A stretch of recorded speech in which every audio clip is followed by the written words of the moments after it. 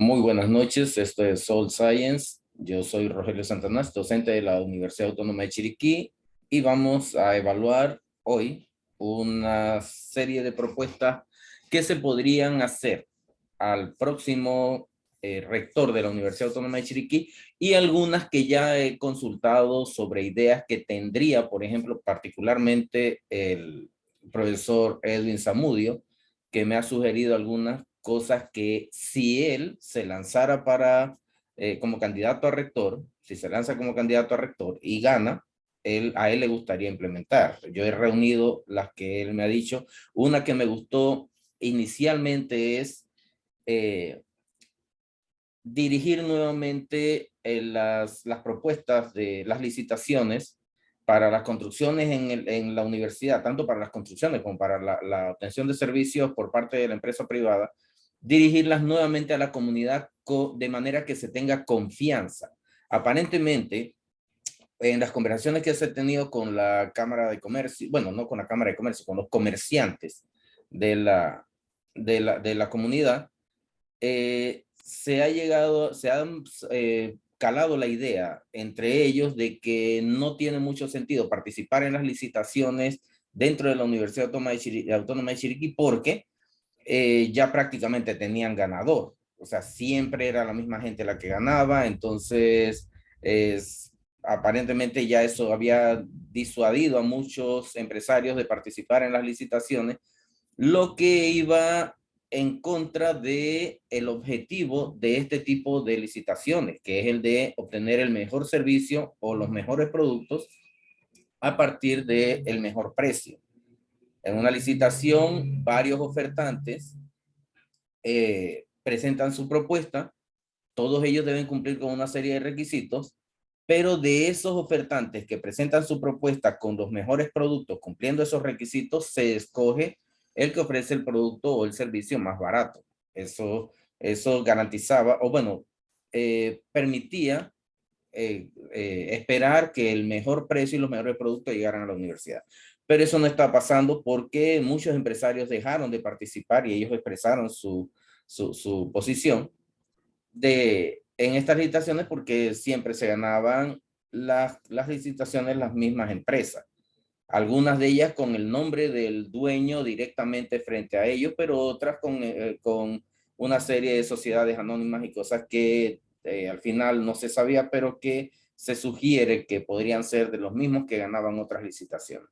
Así que esa propuesta me parece bien, la primera. Retomar la confianza de las empresas, de la comunidad, con respecto al uso de los fondos para los servicios y productos obtenidos por la universidad. Una que hemos conversado y que me gusta mucho es la de eliminar la propuesta de Stuart Mill de, de las elecciones en la universidad. Stuart Mill, siendo liberal, de todos modos, él tenía la idea de que no todo el mundo tiene la misma capacidad para elegir a sus gobernantes. Y él proponía que los votos de la gente que está más involucrada en la política, como los políticos mismos, los estudiosos de la política como los civistas, los historiadores, los abogados, tuvieran un valor mayor, o los empresarios que tienen que ver las decisiones directamente, que los afecta directamente. Entonces, él decía que los votos de esa gente debían valer más, porque el resto de la gente eran un volumen muy grande de personas cuyos votos no eran decisivos en realidad. En sus votos individuales no eran decisivos. Entonces, ¿para qué darle valor a un voto de alguien que al final nunca termina siendo decisivo? Eh, Porque en realidad las personas que no están involucradas en la política votan de acuerdo con eh, asuntos sentimentales, por imagen y cosas así, sin evaluar los datos que refuerzan las propuestas de cada candidato.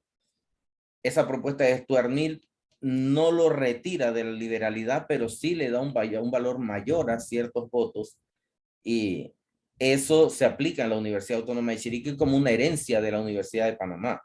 En la Universidad de Panamá, por ejemplo, se hacían las elecciones, pero con el tiempo se dieron cuenta que los estudiantes de primer año, por ejemplo, de primer ingreso, no le ponían mucha atención a las elecciones. Entonces, llegar a los salones y presentar al candidato, presentar las propuestas, toda la inversión en publicidad, en todo eso, en propaganda política, para los estudiantes de primer año, para que al final solo votara un 10% de los estudiantes, parecía como que no tenía mucho sentido. Y cuando alguien no ejerce un derecho, lo pierde. Y resulta que los estudiantes de primer año fueron retirados del padrón electoral, y tanto en la Universidad de Panamá como en la Universidad Autónoma de Chiriquí, los estudiantes de primer año no votan, a pesar de que esos estudiantes escogen a un rector que va a demorar 5 años, o sea que toda su carrera ellos van a ser administrados por ese rector que ellos podrían elegir, pero que no lo eligen. Una de las propuestas que hemos conversado con el profesor Edwin Zamudio es que sí, se retome el voto de los estudiantes de primer año. También la propuesta de que los votos de los profesores, estudiantes y administrativos no tengan una tanta diferencia entre unos y otros. El hecho de que el voto de un profesor valga tanto implica que convencer a un profesor es mucho más rentable y se invierte mucho más. Entonces, eso hace que se ejerzan técnicas y estrategias para la compra y venta de conciencias de profesores que se está dando desde ya en la universidad. Hay profesores que ahorita mismo están vendiendo su voto, porque ahora estamos en las elecciones para los órganos de gobierno, y hay profesores que están vendiendo su voto de acuerdo con un tiempo completo, un tiempo medio, con que me nombren a mi hijo, me nombren a mi hija, y uno ve toda esa situación en la universidad, porque convencer a un profesor es mucho más rentable que convencer a los estudiantes, y es mucho más fácil. Para obtener un voto válido de estudiantes, tienes que hacer algo que le funcione al estamento estudiantil, no a un estudiante en particular. Los estudiantes en particular no votan tanto, sino como en grupo. Y unos se siguen a otros y hacen grandes grupos de electores. Los administrativos no, recordemos que los administrativos son un grupo extremadamente político, muy, varias veces más muy político dentro de la Universidad Autónoma de Chiriquí. ¿Por qué? Hasta donde yo sé, muy pocos administrativos llegan a la universidad por un concurso, por ejemplo, a partir de una oferta de trabajo pública. Muy pocos administrativos, y me gustaría tener algunos de ellos en algún momento en este programa y que vengan y me expliquen cómo es la situación. Muy pocos de ellos han llegado porque se emitió un aviso de que se necesita, por ejemplo, un experto en informática, y aplicaron 80 aspirantes, y de esos 80 se seleccionó al mejor y él comenzó a trabajar. Muy pocos de ellos ingresan de esa manera. La grandísima mayoría vienen recomendados por una situación política, porque traen un papel de recomendación de un diputado o de alguien más, entran a la universidad y luego se les busca qué hacer. Cuando están allí, entonces comienzan a ejercer sus funciones, y muchos pueden convertirse en buenos trabajadores, muchos podrían no hacerlo. Pero lo que sí es que sean buenos o no trabajando, sí vienen con raíces políticas, meramente políticas. El que trae una carta de recomendación de un diputado es porque caminó con ese diputado, se puso suéter, hizo toda una campaña, le habló a la gente, todo eso, repartió volantes, y eso es lo que vienen a hacer a la universidad. Entonces, el grupo de administrativos, el estamento administrativo, en gran parte es político desde sus raíces, y tienen una fuerza política muy grande dentro de la universidad. Entonces ellos se organizan y son un estamento que tiene bastante peso, a pesar de que su voto no es demasiado valioso en términos numéricos, y aún en la ponderación, resulta que sí, como grupo, son un estamento importante en las elecciones. Pero los profesores y estudiantes todos entran por concurso. Los estudiantes hacen un examen de admisión para ingresar a la universidad y los profesores ingresamos a la universidad a través de un concurso de banco de datos que debe ser, desde términos legales, de oposición. O sea, entran varios aspirantes y se selecciona el mejor.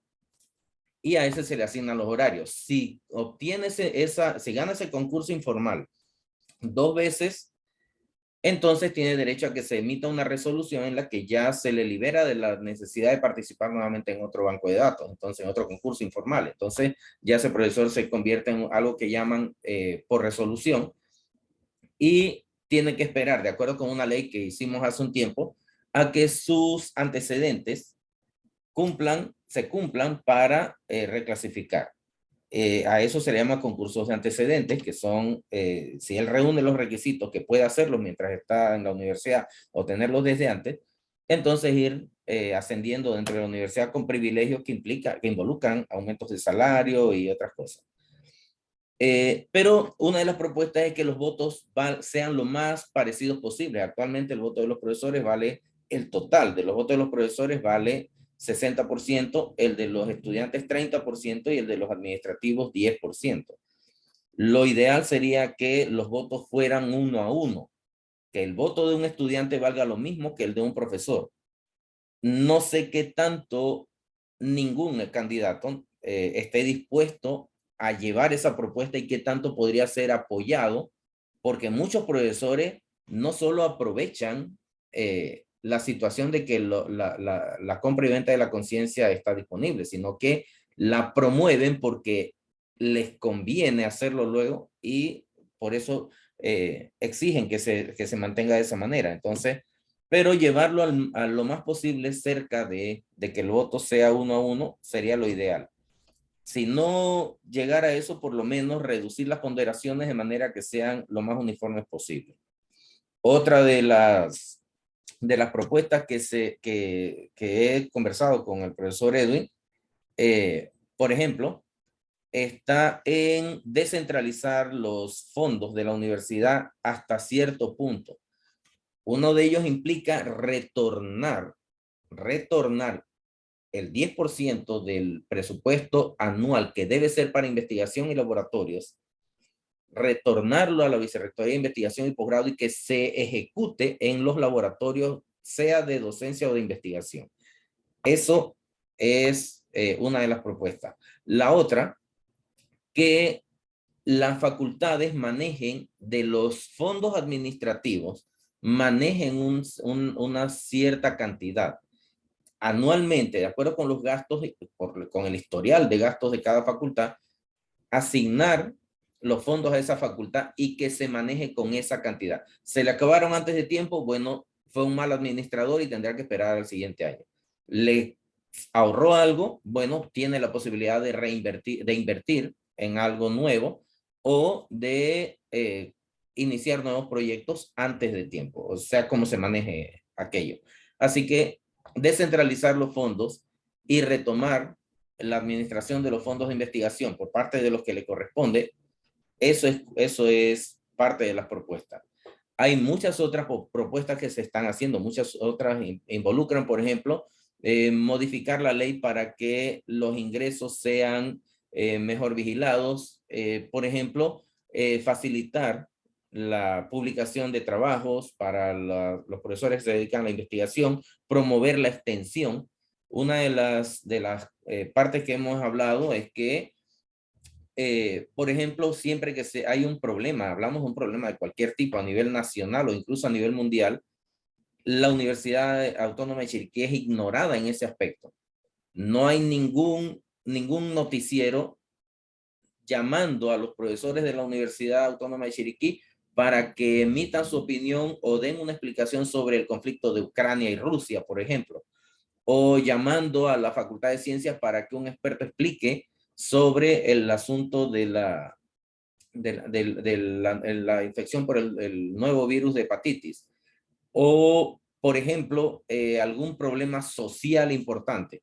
Y los problemas sociales que vienen pronto con otros movimientos ideológicos, por ejemplo, en los que la universidad tendría algo que decir, pero hasta ahora no se está tomando en cuenta. Entonces, extender la universidad a la comunidad para proyectarnos y hacer saber lo que opinamos y eh, ayudar a las personas a tomar decisiones con las opiniones que se emitan por parte de expertos. Todo eso es parte de las cosas que se están evaluando, de las propuestas que se están evaluando. Por ahora, muchas gracias. Cualquier sugerencia también estoy para escucharla, discutirla e incluso trasladarla a los candidatos para que sean evaluadas y se tomen en cuenta en la redacción de sus programas de trabajo para las próximas elecciones. Muchas gracias, buenas noches y hasta luego.